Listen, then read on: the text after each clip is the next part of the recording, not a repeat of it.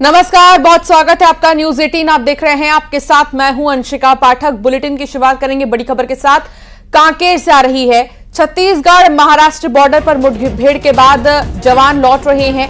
जवानों की searching party अब कांकेर लौट रही है। जिला मुख्यालय मुठभेड़ के बाद वापस लौटने का एक वीडियो सामने आया है। जवानों ने 12 नक्सलियों को ढेर किया है और 12 नक्सलियों के शव हथियार लेकर जवान लौट रहे हैं। ये तस्वीर आपको दिखा रहे हैं उन जवानों की जिन्होंने बहादुरी से जवाब दिया है नक्सलियों की हरकतों का, और अब वो वापस लौट रहे हैं। 12 नक्सलियों को ढेर किया गया मुठभेड़ के दौरान। हथियार लेकर जवान अब वापस लौट रहे हैं जो भी वहां से उन्हें मिले हैं। नक्सली इस तरह की हरकतें जवानों को नुकसान पहुंचाने के लिए करते हैं और कई हथियार और कई तरह के जो उपकरण हैं वो रखे जाते हैं ताकि जवानों को नुकसान पहुंचाया जाए।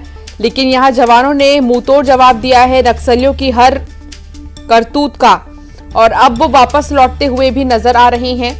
12 नक्सलियों को जवानों ने ढेर किया।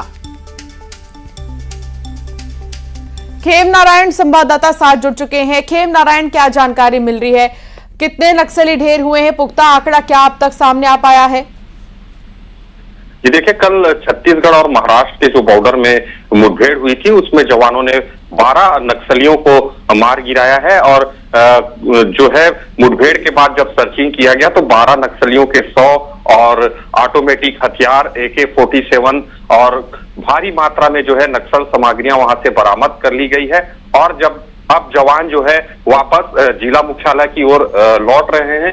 काफी दुर्गम और पहाड़ी इलाका होने की वजह से जो जवान है वो पैदल जो है नदी पार करते हुए भी नजर आ रहे हैं। और ये कुछ देर के बाद जो है जिला मुख्यालय में पहुंचेंगे और उसके बाद जो है पुलिस प्रेस कॉन्फ्रेंस के माध्यम से मुठभेड़ की विस्तृत जानकारी देंगी। जी, बहुत शुक्रिया जानकारी साझा करने के लिए खेम नारायण। इंदौर में आत्महत्या से पहले का एक वीडियो सामने आया है। आत्महत्या से पहले युवक ने एक वीडियो बनाया है। पत्नी, सास और साले पर प्रताड़ना का आरोप लगाया उसने। वीडियो के बाद उसने फांसी लगाकर जान दे दी। परदेशीपुरा थाना क्षेत्र के कुलकर्णी भट्टे की यह घटना, और सुनिए इस युवक का क्या कहना है। बहुत परेशान कर दिया। मैं इसलिए रहा हूँ क्योंकि मेरी औरत पूजा दूसरे की औरत थी। मैंने इसको रखा 8 साल से, बच्चा बड़ा करा। इसने मेरे को बहुत प्रताड़ित कर दिया। मैं इसलिए आत्महत्या करने जा रहा हूँ। मेरे भाई लोग हैं, इन लोगों को सजा दिलवा है, ठीक है। और मैं आज जा रहा हूँ, आत्महत्या कर रहा हूँ। मेरी मौत के जिम्मेदार मेरी औरत पूजा, उसका भाई महेंद्र, उसकी औरत ज्योति और उसकी माँ। इन लोगों ने मेरे को बहुत परेशान कर दिया। मैं इसलिए आत्महत्या कर रहा हूँ। मेरे को बहुत परेशान कर दिया। मैं इसलिए रहा हूँ क्योंकि मेरी औरत पूजा दूसरे की औरत थी। मैंने इसको रखा 8 साल से, बच्चा बड़ा करा। इसने मेरे को बहुत प्रताड़ित कर दिया। मैं इसलिए आत्महत्या करने जा रहा हूँ। मिथिलेश संवाददाता साथ जुड़ चुके हैं। मिथिलेश, अब इस मामले में क्या एक्शन लिया जा रहा है? देखिए, ये आत्महत्या के पहले का वीडियो सामने आ चुका है और जितने भी लोगों का नाम लिया है और उनके खिलाफ में पुलिस FIR दर्ज कर रही है। पुलिस का कहना है कि ये सभी जो नाम है इनके ऊपर आरोप लगे हैं, गंभीर आरोप लगाए गए हैं। मानसिक प्रताड़ना से वो काफी परेशान थे, प्रताड़ित कर रखा था पत्नी, सास, साले और साले की पत्नी ने, जिसके बाद से ये कदम उठाना पड़ा। पुलिस इस वीडियो के आधार पर अब आगे की कार्रवाई की बात कर रही है। बहुत शुक्रिया मिथिलेश जानकारी साझा करने के लिए।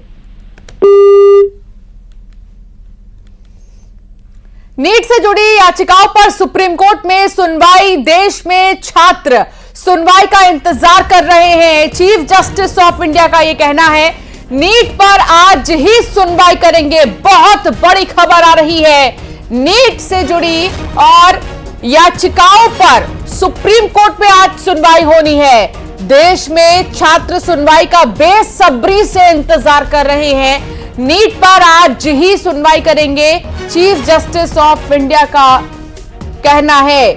तो नीट मामले में सबकी नजर बनी हुई है, सुप्रीम कोर्ट पर सबकी निगाहें टिकी हुई हैं कि आज कोर्ट की तरफ से क्या कहा जाएगा। नीट विवाद पर आज तीसरी सुनवाई है और सीजेआई का जवाब आया है कि लाखों छात्र जो है वो फैसले का इंतजार कर रहे हैं, आज ही फैसला सुनेंगे। बता दें कि जस्टिस जेबी पारदीवाला और चीफ जस्टिस डीवाई चंद्रचूड़, इसके अलावा मनोज जस्टिस जो हैं मनोज मिश्रा, इस बेहद ही महत्वपूर्ण मामले में आज सुनवाई होनी है। नीट में गड़बड़ी से जुड़ी 38 याचिकाओं पर सीजेआई की बेंच के सामने तीसरी सुनवाई शुरू हो चुकी है। सीजेआई चंद्रचूड़, जस्टिस जेबी पारदीवाला और जस्टिस मनोज मिश्रा की डिवीजन बेंच मामले की सुनवाई कर रही है। सॉलिसिटर जनरल तुषार मेहता ने केस में कुल सुनवाई की मांग की है, एक बार फिर से कल सुनवाई की मांग की है। इस पर सीजेआई ने कहा कि नीट पर चर्चा जरूरी है, आज इस मुद्दे को लिस्ट किया गया है, आज इस पर सुनवाई होगी। बेंच ने मामले पर पहली सुनवाई 8 जुलाई को की थी। इसके बाद कोर्ट ने नीट से जुड़े चारों स्टेक होल्डर्स, एनटीए, केंद्र सरकार, सीबीआई और री एग्जाम की मांग कर रहे याचिकाकर्ताओं को हलफनामा दायर करने के लिए 10 जुलाई तक का समय भी दिया था। ग्वालियर की बात करेंगे, जहां ग्वालियर में हत्या की सुपारी देने वाले को अरेस्ट कर दिया गया है। आरोपी पलक को पुलिस ने गिरफ्तार किया।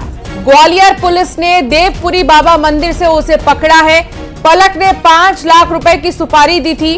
18 मई 2024 को सोनम पर फायरिंग हुई थी और इसकी सुपारी एक महिला ने दी थी। पलक है इस महिला का नाम, जिसने 5 लाख की सुपारी दी थी और कहा था कि उसे जान से मार दो। और फायरिंग हुई थी सोनम पर 18 मई 2024 को, जिसके बाद अब पुलिस ने इस पूरे मामले का खुलासा करते हुए यह बता दिया है कि पलक नाम की महिला ने सुपारी दी थी। सुशील संवाददाता साथ जुड़ गए हैं। सुशील, पायल का सोनम से क्या कनेक्शन है?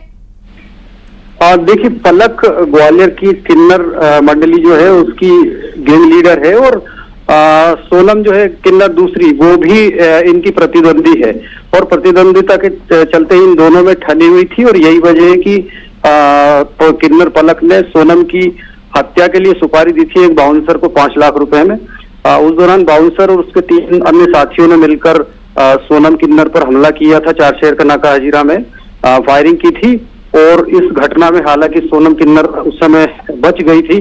पुलिस ने इसमें तत्कालीन समय केस दर्ज किया था, जिसमें जो पलक किन्नर है उसको भी हत्या का मुख्य षड्यंत्रकारी बनाया था।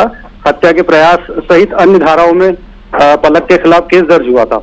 जैसे ही पलक के खिलाफ केस दर्ज हुआ तो किन्नर पलक यहाँ से फरार हो गई थी और वो हिमाचल प्रदेश के कुल्लू सहित अन्य इलाकों में फरारी काट रही थी। पुलिस ने लगातार मुखबिर लगा रखे थे।